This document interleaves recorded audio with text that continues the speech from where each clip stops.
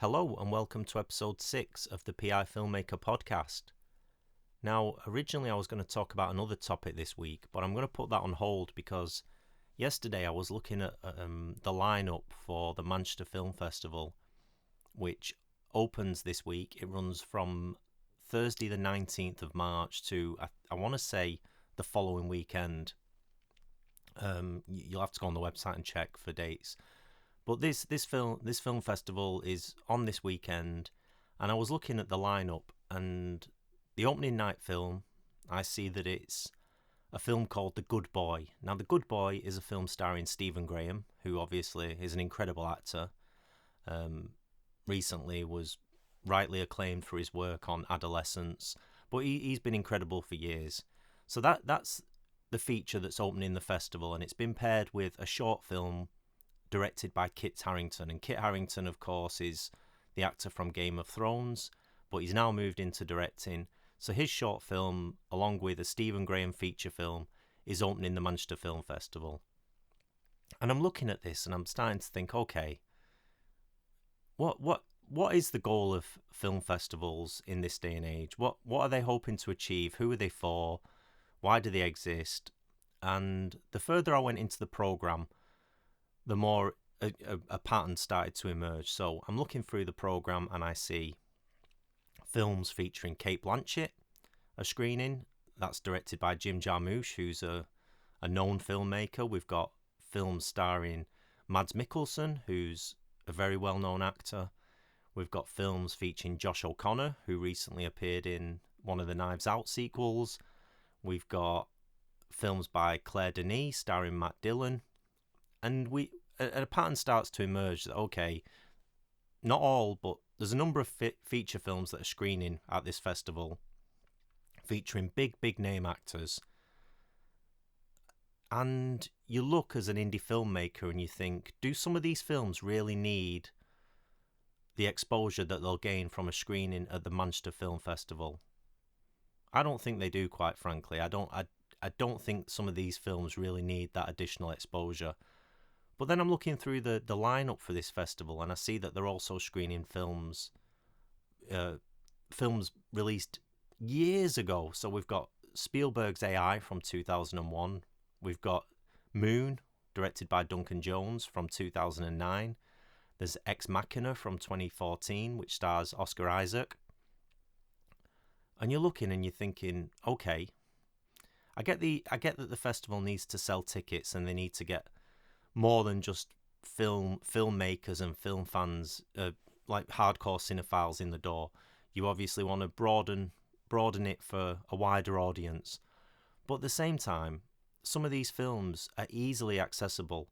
So when I think about the opening night film, The Good Boy, it's called The Good Boy. I'm just trying to wrap my brain now to recall what it's called.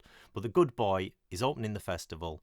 But this film is available to view nationwide the very next day. So it releases in Cineworld, View, Odeon on the 20th of March.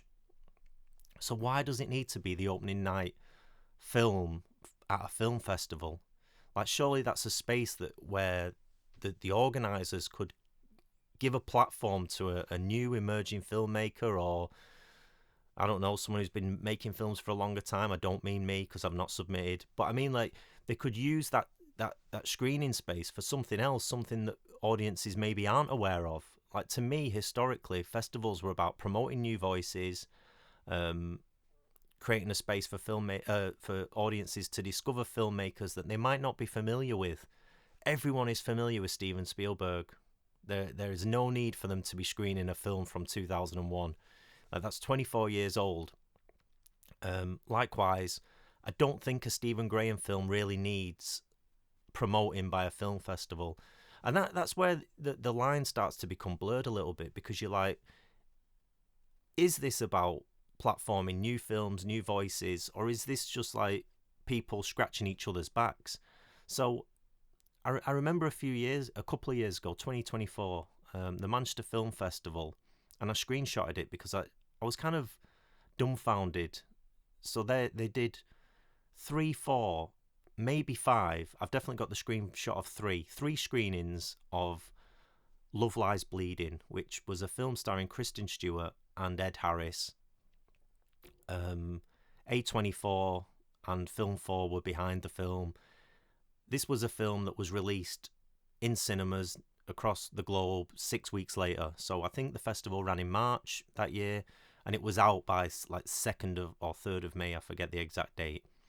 So this film was coming to cinemas regardless.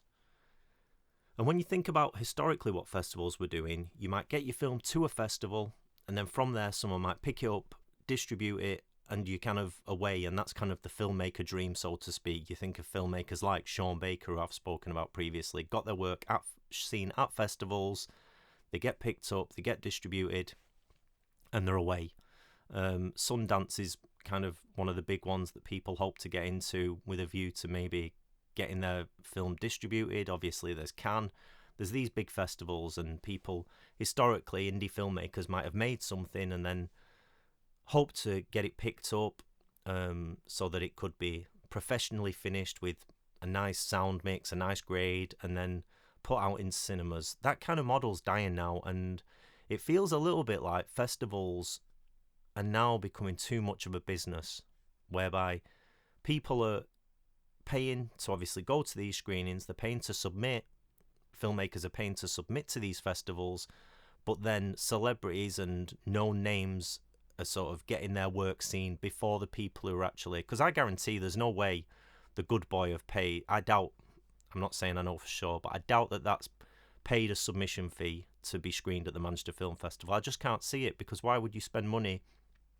to pay to submit to a festival when it's released in cinemas the very next day? It doesn't make sense. So you're looking at this and you're thinking, okay, films with Cate Blanchett, films with Stephen Graham.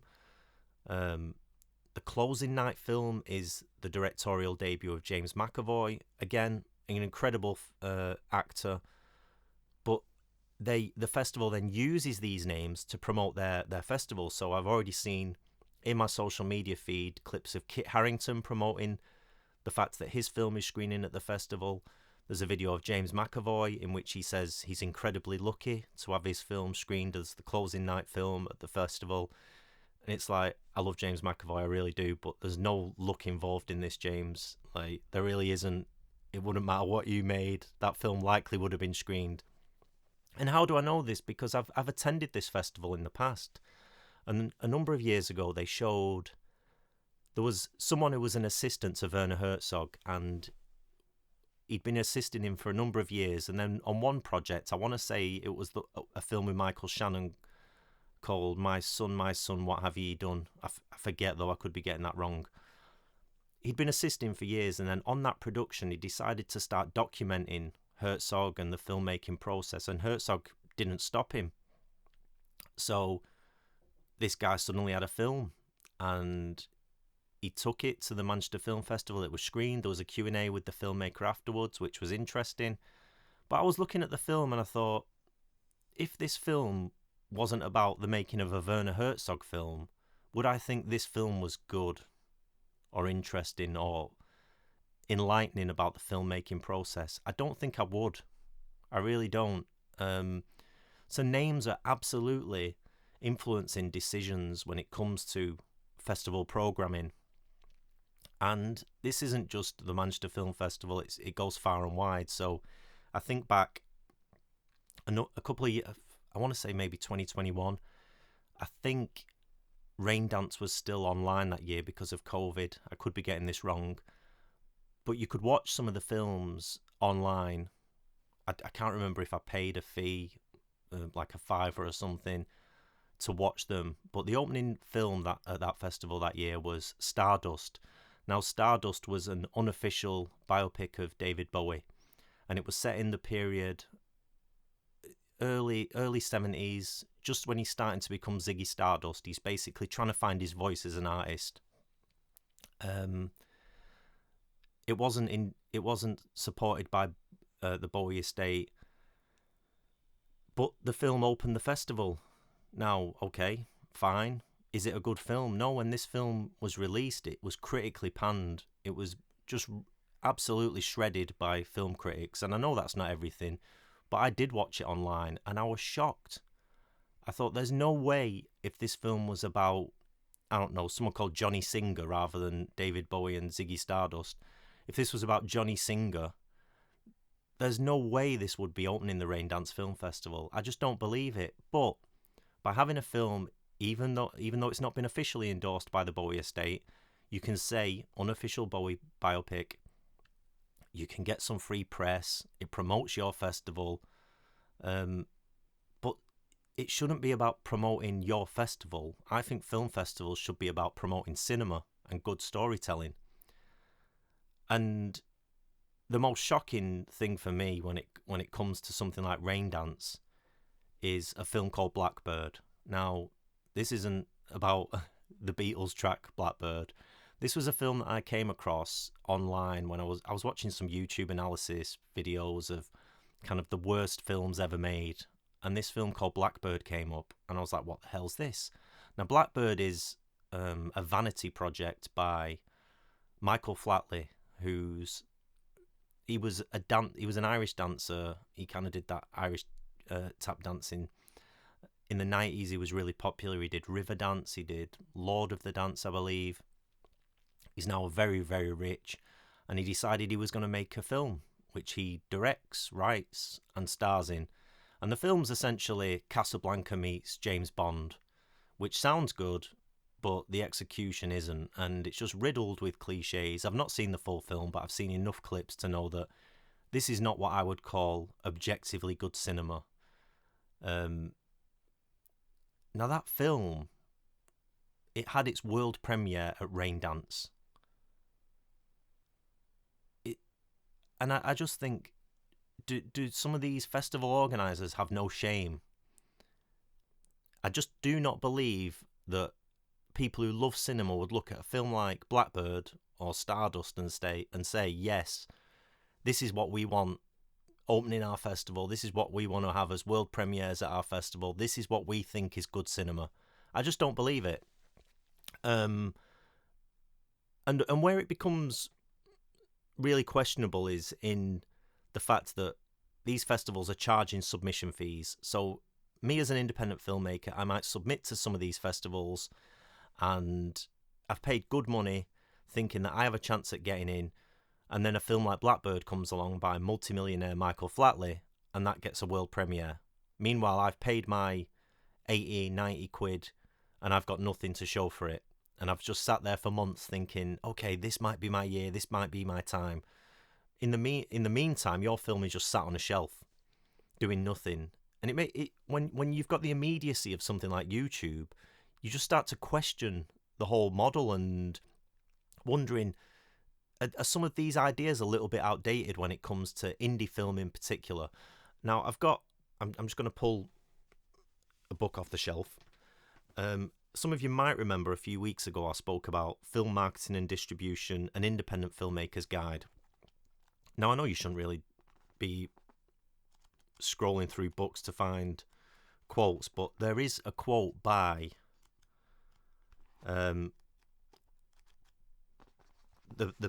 basically the founder and director of the Raindance Film Festival. And he talks about how many films are being submitted to Raindance. So, and apologies for the dramatic pauses there. I know that's not good in terms of having dead air, but you're just going to have to bear with me because, as noted previously, this is raw and uncut. I might pause it once in a while for background noises, but generally I just go with my notes and start start talking. So, question: you've mentioned receiving a huge number of submissions for your festival. Can you tell us a bit more about the scale and process behind this? Absolutely. This year we had over 4,000 feature film submissions and 9,000 short films. From those, we showcased just 38 features and 9 shorts. It's a massive undertaking, but we've built a robust and transparent adjudication system. Some of our film students, particularly those interested in curation, help assess the submissions. From there, the process narrows down to a long list and then a short list. We have 3 people working full-time who oversee this. Depending on the submissions we receive, we might curate genre strands such as horror or sci-fi. We also have dedicated strands for documentaries and documentaries and animation. Do you charge submission fees, and if so, why? Yes, we do charge submission fees. As a private organisation, we don't rely on public funding. That means we need to support ourselves, including paying our programmers. Submission fees are now a key part of how we manage that. How do most films find their way to your festival? Around 90% of the submissions come through Film Freeway. The remaining 10% come from us proactively reaching out to sales agents and distributors. That allows us to see what they have coming up and what might align with our festival schedule. I'm hearing that and I'm thinking 4,000 feature films. I suspect that 3,999 films submitted the year of Blackbird were better than Blackbird. There's no way that of the 4,000 films submitted the year that Blackbird screened, Blackbird was one of the films that deserved, 32 places. They showcased 38 features. I suspect there was more than enough films submitted that could have taken the place of Blackbird, The Vanity Project by Michael Flatley. And you're hearing those numbers, 4,000 feature film submissions. And let's say they all paid the top submission fee, which I believe is now about £95 to submit to. The final submission deadline fee is £95. They're making a lot of money. Now, I know obviously they need to hire cinemas, they need to pay people, but at the same time, some transparency is needed. Because if a film like Blackbird is getting screened above an indie film with no name, there's an issue, and it feels like the people who are being exploited are indie filmmakers because they're holding on to this dream of getting their film seen, and then the space is being taken by a Bowie biopic or a Michael Flatley Vanity Project, and you just start to question the whole system. And that brings me to, so I put out these Instagram stories about the festival, about the things that were being screened, and a filmmaker got back to me and he said, I completely agree. They've had numerous films rejected by festivals before, and whilst my films may not be good enough, when all the films contain household names, it seems much more likely that my cast is the reason I didn't make it.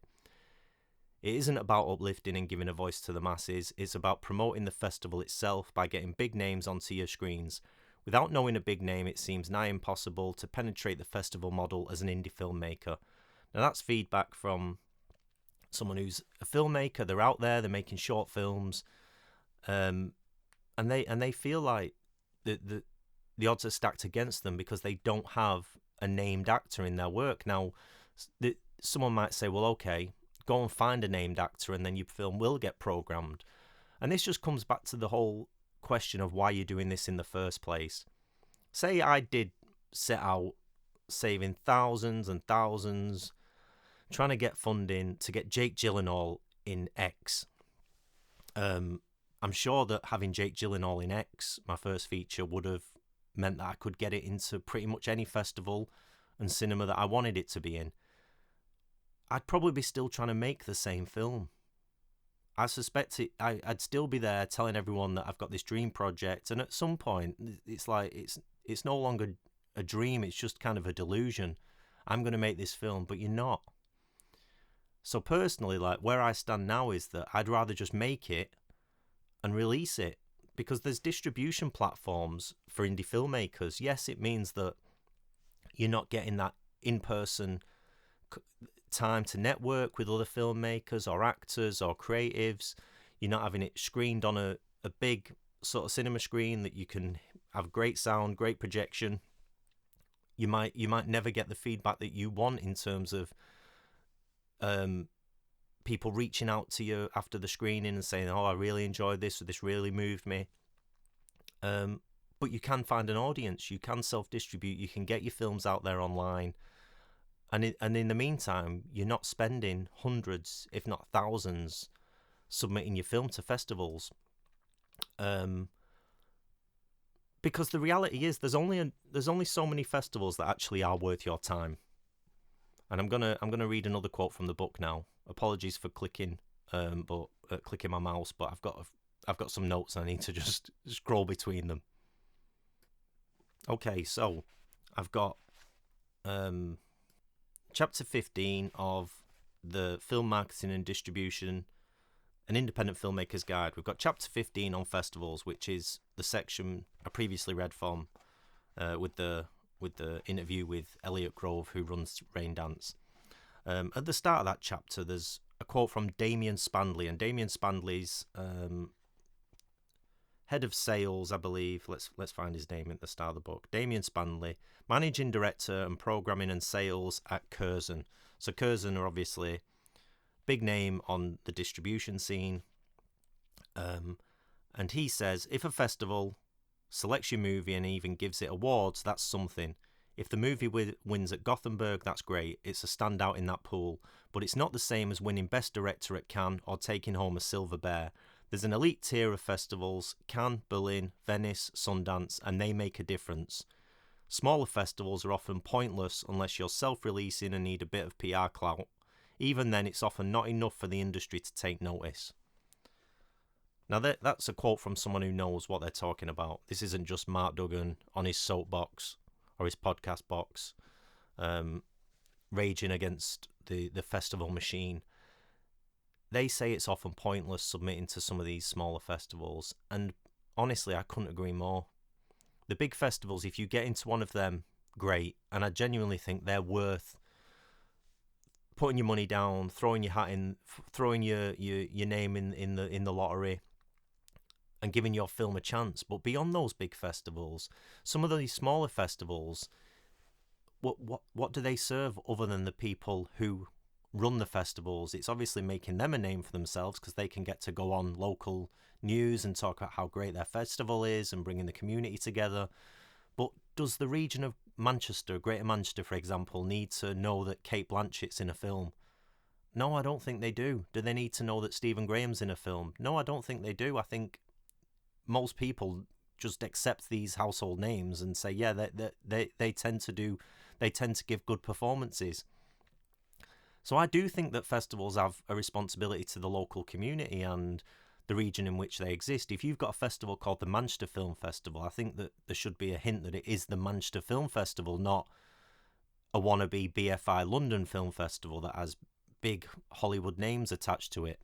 But here's where it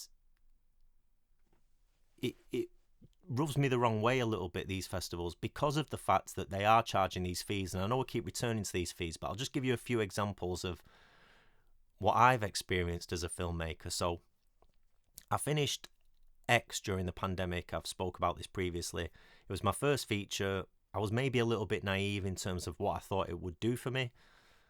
Not that I was making it for those reasons. I was making the film for the reason that I had something to express. Like, I really did. It was about a period in my life that was really a dark time, really dark, and I took it and I took those experiences and I made a film that I'm really proud of, really, really proud of. Is it technically perfect? No, but is it emotionally perfect? For me, yes.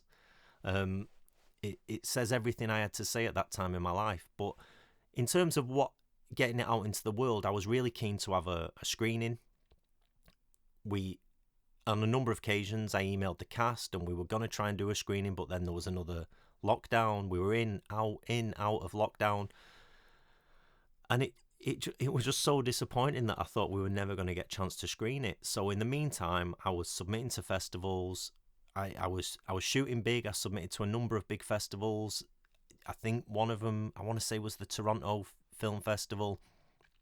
And these festivals were taking money through Film Freeway. They were taking your money. And then I think it was the Toronto Film Festival. Like, if not, I apologise. But it was a big festival. And then what happened after the festival deadline had closed, we'd passed the deadline, no more submissions. The festival then announced that they would only be showing 50 films. And this went from, like, I want to say something like 100, maybe 200. They basically slashed the amount of films that they would be showing. by a significant number. And I get it was COVID, it was unprecedented, people didn't know how to react, but the festival could have given people a heads up before that deadline to announce it like just a few days after the deadline closed that they wouldn't be showing as many films. I thought it was just so wrong. And actually, Film Freeway did refund some of my money because I was absolutely disgusted by what they did, quite frankly. I've then had another film and I submitted it to a festival, and you get the rejection email. Fine, filmmakers are used to that. But then I looked at the analytics of the link that I'd sent. It hadn't even been viewed. So I contacted the festival. They apologised. They said, no, our person says they definitely watched it. I was like, but it says they didn't. Like, is there any feedback? And then they just refunded me.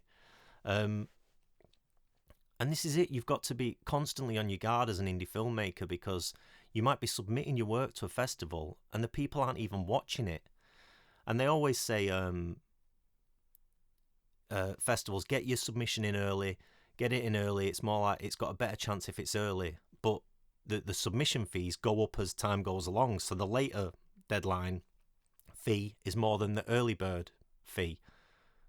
If you have a better chance of getting on if you submit early, surely that should be the more expensive fee, and the late deadline fee should be cheaper because you have less chance of getting in. But I mean, what the hell do I know? I'm just what do I know? But that would make sense, right? If you've got less chance of getting in, you should be paying less to submit.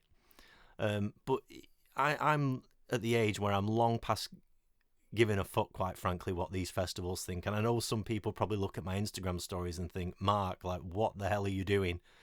And I'm just doing the DiCaprio Oscar shrug. I'm just like, so what? Because these people can't really open doors. And it's like that quote from the head of Curzon sales. Many of these festivals can't do anything for you as a filmmaker. Yes, they can get your film on a screen. Yes, they can put you in a room with other creatives.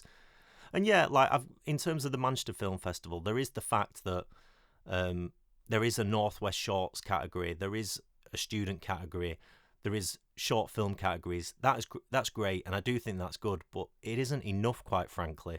Like I've not calculated, but I'd be interested to know how many of the feature films are actually by Northwest filmmakers. I know there's one, because they're kind of like a well-known filmmaker on the scene.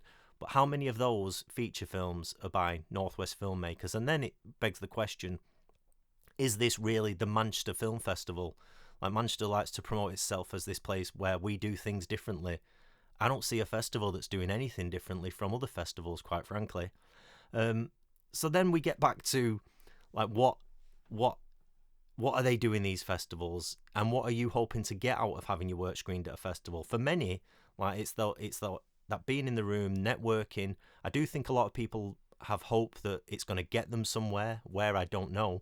And obviously there's the laurels. You can stick the laurel on your poster and say, yes, this film was accepted, it maybe won an award.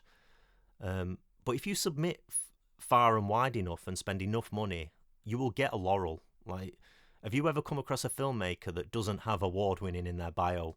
Like, most filmmakers can manage to get an award if they try hard enough. Like, I've worked on feature films, and that filmmaker has submitted far and wide, and they end up winning a festival, and you've never heard of the festival, but it's won like best feature. And so there are opportunities, but if you're after laurels, like, but what do those laurels do? So I've got a filmmaker friend. I'm talking, he's had his films, his short films, in hundreds of festivals. He's won hundreds of festivals. Is he further ahead in his career? Maybe, in terms of people will get on board his projects because he has had success on the indie festival circuit. But as a filmmaker, like, is he now directing features or working in Hollywood? No, because I don't think these festivals can really do that for filmmakers anymore. About when I was making X, one of the actors in X was also featured in a short film called The Firefighter, and it was about, obviously, a really important topic. It was about one of the firefighters who was at Grenfell, and it was screened at Raindance, and it made national news because it was going to be screened at Raindance. And for Raindance, again, there's that promotional angle. Like, we can say, okay, this film is about a really important topic, something that's affected Londoners. We can get some BBC News coverage. Great, this is promoting our festival. But like, I've been to look at what IMDb and seen what that filmmaker's done since, and they haven't made a film since 2017. So even like when you get eyes on your projects, it doesn't mean that it's going to lead to anything. So we love Werner Herzog on this channel, of course, and this whole discussion about festivals, I'd like to wrap up with a quote from Werner Herzog on festivals. So this is from a guide. I want to say a guide for the perplexed. I got this wrong last time. You think I'd remember to read the title? Guide for the perplexed. Question: any thoughts about film festivals? So there's a bit of a write-up. Werner Herzog says, be cautious about which ones you submit your work to. There is no wisdom behind the criteria that decide which films are accepted and which win prizes. People always look upon festivals as if they're proof of a film's quality, but both Aguirre and Nosferatu were rejected by the competition at Cannes. Many filmmakers have a healthy mistrust of the incestuous film circuit. I was head of the Berlin Film Festival jury one year, which only confirmed my belief that judging films isn't quite kosher. Out of the 20 films up for awards, 15 were garbage. Festivals have become self-serving entities, too structured around cliques and even worse, prizes, which have never had any importance for me, aside from the fact that they are sometimes accompanied by money. A film is never better or worse because it has... I'll start again. A film is never better or worse because it has or hasn't won an award. Those things are best left to dog shows and cattle at agricultural fairs. I wonder if a festival will ever have the nerve to announce that they... Struggling with my words today, people, sorry. Herzog. I wonder if a festival will ever have the nerve to announce that not a single film is good enough to qualify for an award. Makes you think, doesn't it? And then he goes on to say, there's ever more films being made, there's more festivals, but that also leads to more mediocrity, mundane and undeserving candidates. He says there are 4,000 film festivals out there, and in a good year, four films worth seeing. The imbalance is stunning. So don't trust in festivals and agents or reviewers, only in your own abilities. Be wary of praise offered on someone else's terms. And this goes back to that self-belief, doesn't it, really? Because, sorry, I mean, I apologise for stumbling over that whole quote, but it's currently 10:34 on a Wednesday. I've had 2 coffees, but it's not quite hit the spot. So, yeah, a bit of stumbling. But yeah, like, it makes you think about, okay, who's judging my film? Like, so Raindance is saying they get student filmmakers involved in whittling the numbers down. Like, a student filmmaker is going to judge whether a feature film, like, no, they might not be at the level where they're, I don't want to say fit to judge because everyone's entitled to their opinion, but they might, what do they know? Like, how are they qualified to judge a film? And also, like, what's the angle? So something like The Firefighter, yeah, really important topic, but you can see immediately why Raindance might want to select that for screening. Promotion, same with Blackbird. I'm sure Michael Flatley threw a load of money at them to screen his feature film, or the Bowie biopic. All these things are not necessarily about the film itself, but about getting eyes on the festival. So, as Herzog says, do not put any stock or worth in some of these festival decisions. I've been there. It's been disheartening when I've got the rejection emails. But you've just got to keep going. Like, what you're going to do? Not make films? It's like, no, you're going to keep going. You're going to make films. You're going to get them out there. However you do it. And as I keep saying, there are platforms now for filmmakers. You don't need a laurel. You do not need a festival selection to say that your film is good or worthy. Because most of the time, when you look at the juries for some of these smaller festivals, you've never heard of them. Like, some of them have never made anything. They don't know much about filmmaking. It might be an actor off some local soap opera. It's like, well, what do they know about cinema? Like, they're going to have a different understanding of cinema than probably what I have, and that's not me being like big-headed or anything, but you just question the logic of some of these festivals, or at least I do. And I think, as Herzog says, most filmmakers or most experienced filmmakers will have a healthy mistrust of festivals and some of their practices. But I mean, it's just really disappointing because like a few filmmakers reached out to me about the Manchester Film Festival after those Instagram stories, and they said, and I know I said I would move on from this, but like one filmmaker has had their work screened in numerous festivals. They said they don't know what the Manchester Film Festival is looking for.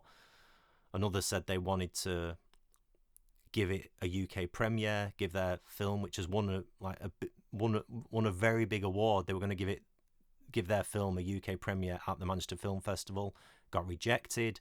And when that's a filmmaker that's won a big prize and they're hoping to screen their film where they live, in the city where they live, and then the Manchester Film Festival saying no but screening AI by Spielberg, you just wonder, like, well, what is this about? And especially when you see that they're saying, oh, we pick films based on their quality and their storytelling. It's like, is that really the case, or is there other factors that come into play when big names come through the door? And I know I've repeated that countless times, but I'm probably not going to revisit this subject, because frankly, like, I'm done with festivals. I really am. I don't know what unless it's the big ones, I don't know what they offer to filmmakers, other than like stroking your ego with a laurel. But that's just me, and I think it's a damn shame because I have had my film screened at festivals, and I would love to keep ploughing money in, but you could end up spending thousands, and at some point you're like, I could just make another film. Like these thousands, hundreds, if not thousands of pounds would be better spent making another film.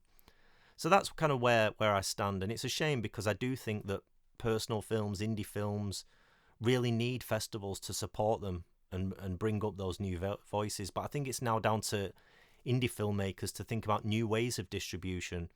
And that's something I was actually thinking about over the past week in regards to Notion, because I started thinking, okay, if I don't do festivals, what do I do? Do I just release it onto YouTube or Vimeo? Like I did that with Blurred Lines, because Blurred Lines, as I've discussed, was just a film that just came out of the blue. I had no intention of making it, and I didn't really know what I was going to do with it. So I released it just straight onto online on Amazon and YouTube, and we're up to 7,000 clicks on YouTube, and like I'm pretty pleased with that. I don't read the analytics of how far people kept watching, because that would probably just depress me. But I started thinking about, okay, maybe there's a way with Notion, like maybe you could release it in chapters, like have a big cast and crew screening, have some screenings in cinemas around the country, but then maybe you could release it in chapters on YouTube and then build up to a final sort of online premiere in which the whole thing is available. So each week you maybe release 2 parts, like 9 minutes apiece, and you keep building up that momentum and you bring an audience on board, because increasingly we're seeing that people aren't engaging in long form content, which I find sad, but people are looking for these shorter bursts of entertainment, of storytelling. So that's something I was just thinking about. But I mean, it is what it is. You've got to make the films and then hope they find an audience, and I'll keep thinking on that, and if I have any answers regarding how I'm going to distribute it, I'll update in good time. So last week we introduced a section in regards to Q&As. If people had questions, I asked them to reach out to me, and someone did reach out to me, and they said, what did they say? Hey Mark, they're finding the podcast an inspiring listen, so thank you. Something I wanted to ask was, what's your best advice for channeling your own experiences into a narrative? I'm getting writer's block at the moment and I'm really not sure where to start. So I gave like a long written answer, but I said that I'd speak about it on the podcast as well. For me, obviously in storytelling, you need a problem. Like if the world was perfect, we wouldn't have need for stories, would we? Like we'd just be in this perfect world in which everyone was happy and everything was kisses and cuddles and we all lived happily ever after. But that's not the world we live in. So films frequently need a problem. So for me, I just listen to that whisper, and I'm maybe stealing a quote like from Spielberg there. Like Spielberg says, you've got to listen to the whispers in your mind. And for me, like, if my mind keeps going to something over and over again, when I'm driving or in the shower, I know there's something there, a problem that I need to address. Because you need a problem, right? You need some sort of conflict. It doesn't have to be huge, like it doesn't have to be the end of the world, it doesn't have to be murder, it doesn't have to be kidnapping. But what's the problem that your mind keeps going to? Now from there you can create complete fiction. You can take it and it can be as wild as you like, but to give it that personal angle, start from, where is my mind going when there's a problem? Where is my mind going in terms of something that I'm concerned about or frustrated about? This problem is weighing heavy on my shoulders. So sit on a bus, don't put your headphones in, don't pick up your phone, don't doom scroll, sit with that uncomfortable feeling. And this is why driving's a good one for me, because I tend to have these ideas when I'm driving, so I'll be listening to some music and your mind starts to wander. And if I'm frequently going back to the same line of thought, that's where I know there's a story. And there's this great interview with Akira Kurosawa, and he says, like, the fact is a lot of people don't want to accept that staring at the blank page is difficult, and it's hard to get over that daily chore of hitting the blank page and writing something. Now this is where I think as well you've just got to kind of spew it onto the page. You can always edit later, but you've got to have something to edit. So for me, like, once I've got this issue, I'll just write, like, and sometimes I don't even know what the next scene's going to be, and that's fine. Like, this idea that there's one way to write a film, like you better have a list of beats and by page 20 you're going to be doing this and page 40 you're going to be doing this, that just leads to mediocre, predictable films as far as I'm concerned. Sit with the blank page, start writing, but before you get to that point, maybe just list in your phone or on a notes app, just ideas. Don't start from a place of this has to be a story. Just note things that you're feeling, that you're experiencing, quotes that might be nice lines of dialogue. So you need like all these little notes and experiences to fill your creative well, and then you spew it out onto the page. And Kurosawa, in that same interview that I spoke about, he says, like, memory has got to be something that you utilize as a writer, whether that's from books you've read or personal experiences. You've got to kind of fall back on your own memory and your own experiences. And he says, memory is the source for your creation. And he goes on to say, you can't create something out of nothing. And that's kind of, for me. Oh, and then he goes on to say, sorry, look, I'm being a really bad podcast host again. You can't create unless you have something inside yourself. And there we go. That's as kind of as simple as I can break it down. So draw on memory, draw on experiences. What have you got inside yourself that you think you can express, and it'll be worth listening to or watching because only you can express it in that unique way. So just think about where does your mind go when you're sat in silence? And I think that's part of the problem. Like, Christopher Nolan speaks about this because he doesn't have a mobile phone, like a modern contemporary mobile phone with like a smartphone essentially. He says because that period that people spend looking at that smartphone is the period where he will come up with an idea. And if you look around at people on trains, people have got their heads buried in the mobile phones. They're not looking up. They're not giving their mind that time to daydream, to wonder, to ponder. And you need that as a writer. It's going to be the thing that when you hit the blank page, you're going to have something that you can write about or that you can reflect on. So it's not easy. And as I've said previously, like, there's no cheat code. There's no easy hack to becoming a filmmaker or a storyteller. It involves a lot of hard work. And I think with the advent of AI, we have to be more mindful about realizing it is hard work and it is going to take me facing that blank page. But you can do it, and if you really want to do it, you'll find the time.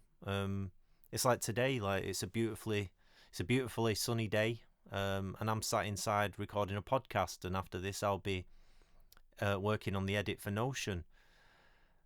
Filmmaking is tough, and it requires sacrifice, and one of the toughest parts of it is sitting with that blank page. So yeah, think about what's bothering you, draw on your memory, and face the blank page. So, what have I been watching this week? Like many people, I watched the Louis Theroux doc about the manosphere. What a time to be alive. It's hard to believe that people are promoting these views about women, about what a man should be. I mean, we like to think that we're more educated and enlightened with the internet and social media, but in many ways it just feels like we're regressing, just some totally toxic views, and it's awful to think that people are idolizing these people who have these awful views. But they are, and these people are making millions promoting these toxic points of view. And one thing I'd just like to say is that I saw a lot of discussion online. Some people were critical of the documentary. They said Louis didn't go far enough, that he should have challenged them more. I just completely disagree. I think the documentary shows these people for the kind of morons that they actually are. And if you need Louis Theroux to stand there and say, you are bad, you shouldn't be promoting these views. No, I think the documentary leaves it to the audience to draw those conclusions. And I walked away thinking, wow, those people are absolutely awful. So if you've got those like questions about the documentaries, I really think that says more about the viewer than it does about Louis' ability as a documentarian. I thought it was kind of a masterclass in interviewing. He gives them the space to dig their own graves, essentially. And I think it, like those kind of views that I'm seeing on social media, I also saw them in regards to One Battle After Another after the Oscars on Sunday. So I go on social media on Monday, and I'm seeing people say things like, wow, it's disgusting that the Academy would give an award to Sean Penn for this disgusting character. It's like, I don't think, well, it's not that I don't think, I know they're not awarding Sean Penn for the fact that he's played a toxic character. Like they're not endorsing that character. They're not saying, wow, what an amazing person he is, we better give the character an award. They're giving the actor an award for how he's portrayed that despicable character. And it's just kind of wild. I don't know if people are doing this for likes, for engagement, but it feels like people are actively misreading situations, actively misreading films, stories, and it's just making everyone just so argumentative and combative. It's just kind of wild, and I suppose what Paul Thomas Anderson, the director of One Battle After Another, I'll get that out. I mean, he also had it with Licorice Pizza, which he made a few years ago, where people were saying, wow, this film is disgusting. I can't believe a film like this exists in which this woman is dating a teenager. It's awful. It's like, depiction does not mean endorsement. Sometimes filmmakers present something, a situation, a character, and they want the audience to come to their own conclusions. They don't want to like spell every single thing out. But I guess that's the time we live in, and I think it speaks to what Matt Damon previously said about this kind of viewing cinema through a second screen. So people are looking at their phones whilst they engage in these stories. So they want the message to be very clear, and they want it spelled out. And maybe that's partly why people are saying this Louis Theroux documentary didn't go far enough, because they're not watching those pauses. They're not watching his reactions to what those people are saying as they're being interviewed. I mean, as for the Sean Penn argument, I genuinely don't understand. If we're saying that you can't give an award to an actor because the character they play is despicable, then some of the greatest performances of all time probably shouldn't have been given an award. Daniel Day-Lewis, There Will Be Blood. There's someone who makes some awful decisions and awful actions. He kills people. He exploits people. Like, should we maybe we should get that award back off Daniel Day-Lewis. So it just blows my mind. But perhaps an antidote to some of that toxicity and that negativity is another film that I watched, which was called The Ballad of Wallace Island. I watched this on Sky Movies, so it's streaming, it's available, and this person lives on an island. He's a big fan of these two musicians, and he decides to pay to get them to perform together. I won't say any more, but it was just a really, really nice film, and I don't mean that. I mean that sometimes nice can seem like not a great review, but it was really heartfelt. It had his heart in the right place. I mean, it was predictable. I pretty much knew exactly where it was going to go within the first 5 minutes, but I shed a tear. I was really touched by it, and in this kind of world we live in, a bit of sincerity goes a long way. So yeah, Ballad of Wallace Island, thoroughly recommended. And that's it for this week. Bit of a quick run through what I've been watching. Not too much time to analyse what I've watched. But there's some recommendations. And if you're a filmmaker thinking about submitting to festivals, and you're an indie filmmaker in particular, with your last £1,000 or £100, hopefully that's given you something to think about in regards to festival submissions and the purpose of film festivals. So that's it for this week. Hopefully this has been useful again, and I'll catch you next week. Thank you.